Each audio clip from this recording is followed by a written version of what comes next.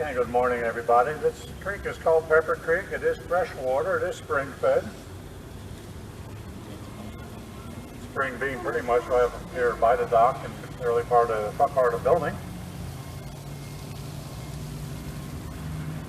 So it is fresh water. It is dammed at the far end to maintain enough depth to keep the boats operating, hopefully year round.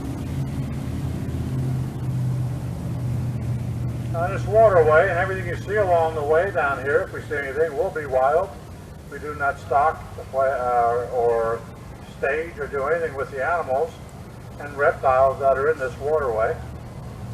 They've got to live on their own. We don't feed them. In this waterway you may see a lot of turtles in particular. Yellow belly, red belly slider turtles, snapping turtles, alligator turtles, soft-shelled turtles. Speaking of alligators, we do see alligators here periodically. The largest one in this waterway is about 7 to 7.5 foot.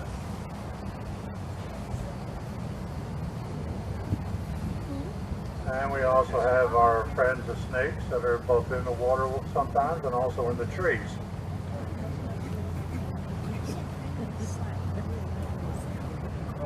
The palm trees on the right-hand side by the hotel here are different varieties of the sable palm. The sable palm is the official tree for the state of Florida.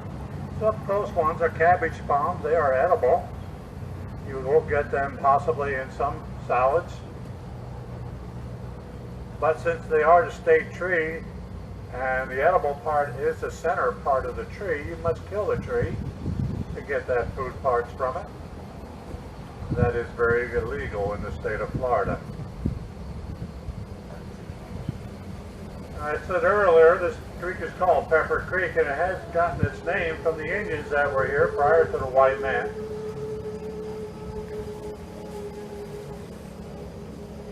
When they used to walk along the banks or come along the banks of this creek here, and they picked the wild peppers from the wild pepper plants that grew here, and they take them back to their camp area, where they use them for dyes for their clothing, for medicines, possibly war paint.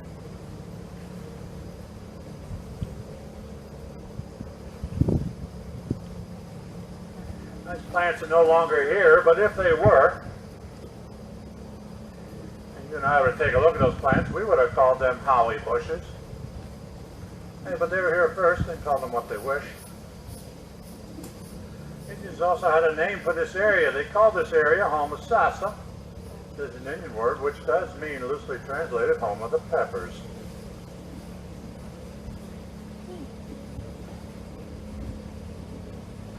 Now the white man started to settle this area sometime after the Civil War when they came down here to get away from the situations that were going on north of the Florida border. If they liked fish when they got here for their main entrees, they would have been in great shape for the main spring we're heading towards in the park. It is one of the few places in the world where we do have salt water and freshwater fish coexisting. There have been at least 32 species of fish that have been identified in that main spring at one time or another. Now you see these fish from an observatory called the fish bowl. It is 2 levels. The upper level, above water, you turn to walk around there, look down into the spring there and see the fish. You can also see to the bottom, which is about 55 foot deep. So you can go down the steps and go below level and look out through the glass panes there and be nose to nose with the fish.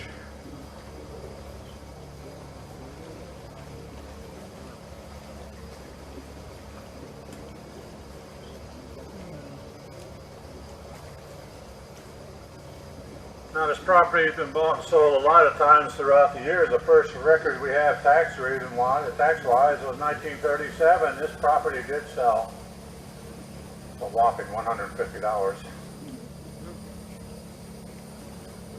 The county in 1981 bought it, County of Citrus bought it from the last private owner.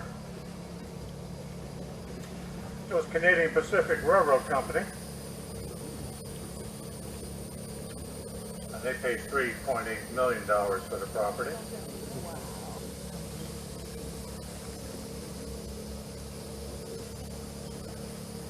And the state bought it from the county about 6 years later for the same price.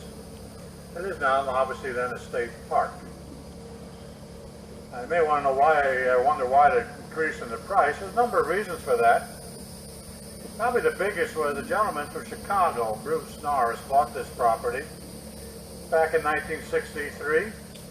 Matter of fact, he bought 9 square miles of land all around this park with the intention of making this one of the largest cities in the state of Florida. He did buy property as far west as the Gulf itself, and as far east here is Route 19. As far south is an area called Sugar Mill.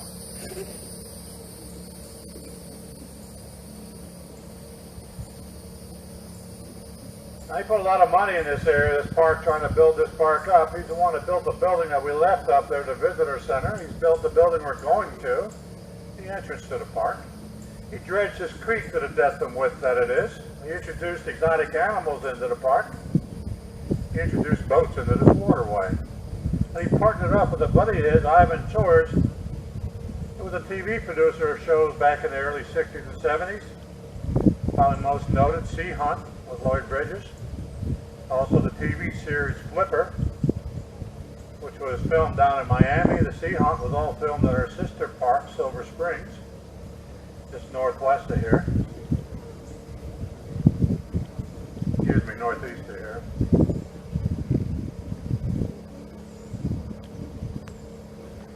And where we got involved, another series, Gentle Ben.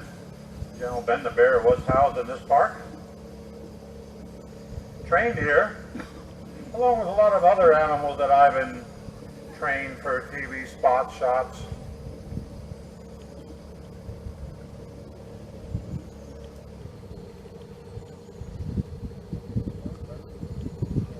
But Gentle Ben, when he wasn't busy getting ready for TV shoots, you'd probably find him here wrestling with the Rangers. When the state took over, they changed the theme of the park from exotic animals to animals now that are rescued animals that are native to the state of Florida. So all the exotic animals were removed. It did present a problem with our hippo. One, nobody wanted the 6,000-pound eating machine, but secondly,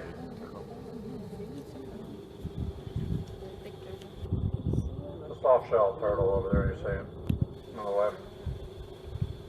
That isn't either. Excuse me, that's a slider. But anyway, where was I? They got the hippo is still here, and he's here because of a couple of reasons, really. The biggest one, the children here in the county of Citrus sent a petition to the governor of Florida, which he signed, which has made Lou an honorary citizen of the state of Florida, which has allowed him to be in this park for the rest of his life. So he has a couple of distinctions. He is the second or third oldest hippopotamus in captivity, the oldest one being 59. It's also the only hippopotamus in captivity with citizenship. We do celebrate his birthday every January 26th. This past January he was 54 years of age.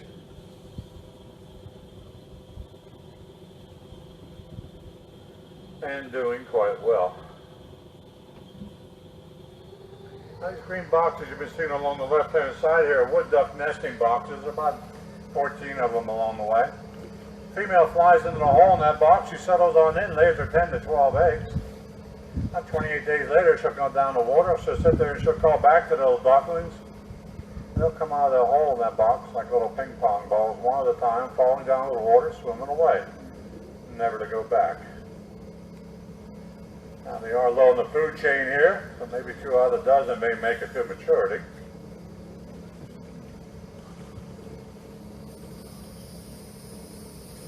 Comes underneath there, and you keep raccoons, snakes, and other predators from climbing up into the box and devouring the eggs. And a tree on the right-hand side we're about to go up underneath ahead of us here with those furry old leaves. This is a red cedar. The red cedar wood is used in closets and in cedar chests for its ability to ward off moths. It is also the wood used in number 2, lead pencil.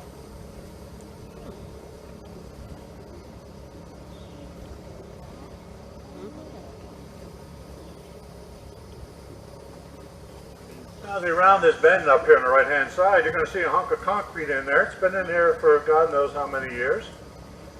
We used to think it was put in there in the 20s, but we're not allowed to say that anymore because we're not true. We don't know if it is or was or is true until they research it. So we do know that it is here since prior to the 1960s, because there's two more like it, but they're covered up by the dirt here that was dug out when they dredged this creek.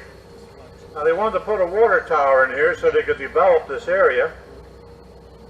Had they done that, we don't know what we would have had. The park itself didn't come into existence, so to speak, as it is sort of today, until the late 1940s. This creek wasn't dredged until the 1960s. Prior to that, it was really nothing more than a swimming hole for the people from Ocala who come down by train, get off outside the entrance, the street you're going to cross to go into the park. There used to be a railroad track. They get off in the morning, they go swimming, catch the afternoon, evening train back to Ocala. Now, they were so set up for that here, you didn't have to bring your swimming suit if you didn't want to. You could rent one here.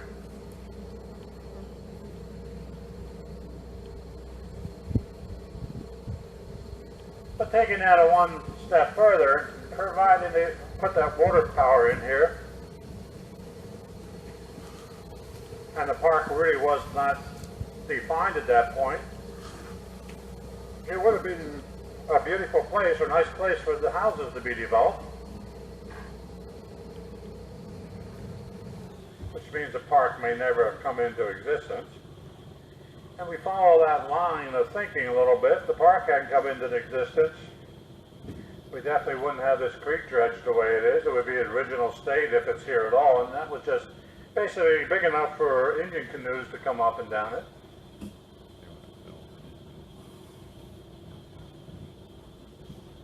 Had they not dredged this creek, obviously we wouldn't have the boats here. Wouldn't have the boats here, wouldn't have you guys here. If you guys wouldn't be here, I wouldn't be here either. So I'm sort of glad that they ran out of money and didn't put that water tower up. I'm going to try to point this boat down this waterway here a little bit. If you look straight ahead to that big tall pine tree in the back there, that is an osprey nest up there. There's an osprey in it, I think right now, looking like it. It is a working nest. It's a lot easier to see in the wintertime when all the leaves aren't there.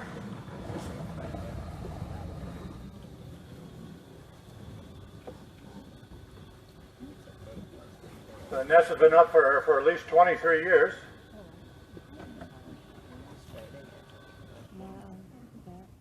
And is estimated to weigh between 200 and 300 pounds. Wow. It's right there in the middle. Male keeps coming back here. January 1st, he usually shows up. Female's going to be about 2 to 3 weeks behind. His job when he gets here is to get that nest ready. When she shows up, she's going to take a look at it and decide if she likes it or not. If she don't like it, she'll fly away. They are mated for life, though, so she will keep coming back and checking on them until he gets it the way she wants it.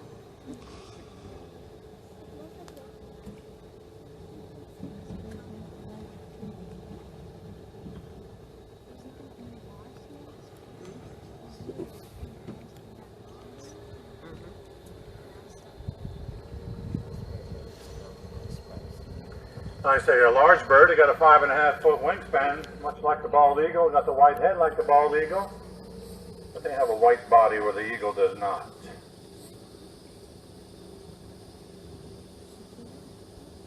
Stretch through here, sometimes we'll see turtles, reptiles.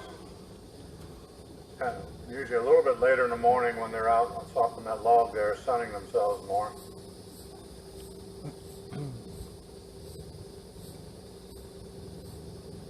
Got sidetracked there. I'm not sure if I told you about the nest. It was up there 23 years and estimated to weigh 200 to 300 pounds.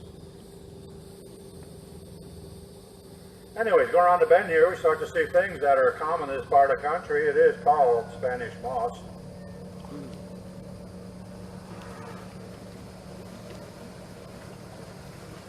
Since I moved down here, I wanted to find out some things about Spanish moss, and I have found out two things so far.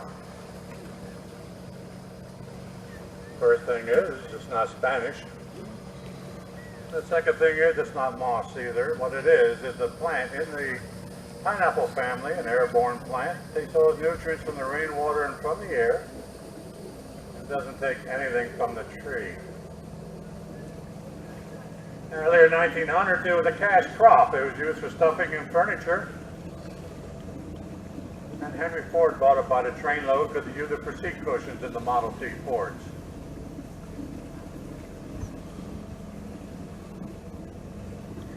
If you were ambitious back then and wanted to get some money, you went and collected this stuff, and it was super clean. No boats, no jiggers, no nothing in it, no dirt. You can earn yourself 2 cents a pound for this stuff. A little bit dirty, you only got a penny a pound. It's really dirty, they didn't want to see it.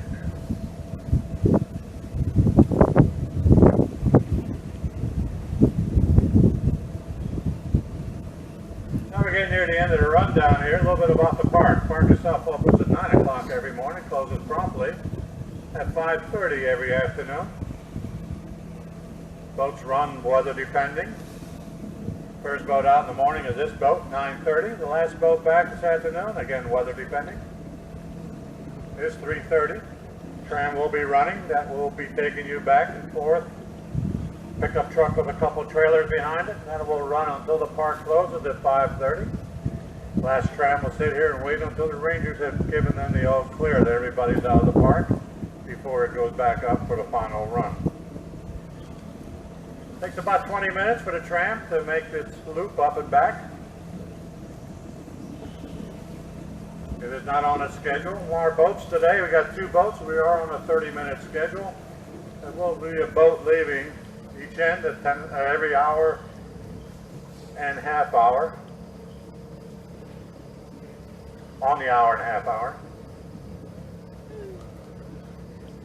Again, thunderstorms and rain do stop the boats.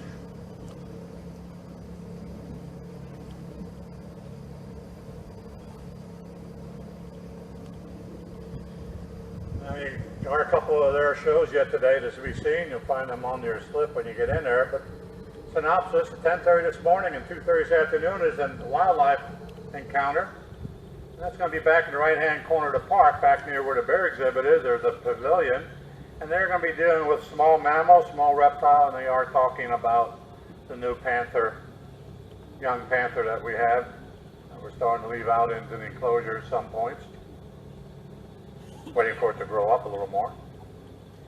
At 11:30, 1:30, and 3:30 are Manatee's presentations. They're located in the main spring, which is to the left after you go into the entrance to the park. That's about a 10-minute, 15-minute talk on manatees. And our 4 should be around there. They may even be feeding them, probably are at that time, over by the fish bowl. And at 12:30, is our one and only Hippo alligator presentation that's located on the main bridge right in the center of the park. When you get off this boat, you're going to be crossing a public road. Be careful doing that. There is a concrete pole on the right-hand side with a blue sign on it. Below the blue sign is a blue box. Push a button there and a little light will come on. Wait a few seconds and the walk light should come on for you and the red light go on for the traffic. Please be careful though. Not all the good old boys down here stop for red lights, so make sure they hit stop before you step off the curb.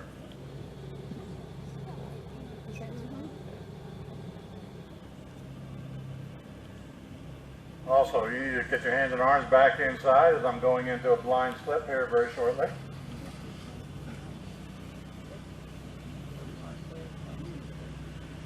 Big turtle.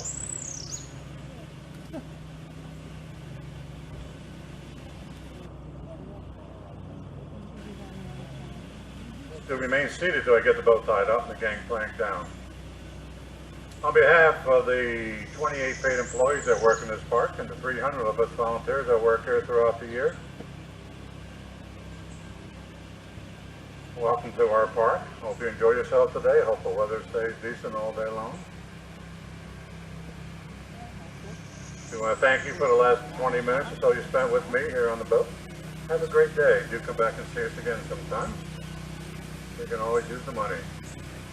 We are here though, 365 days a year, by the way.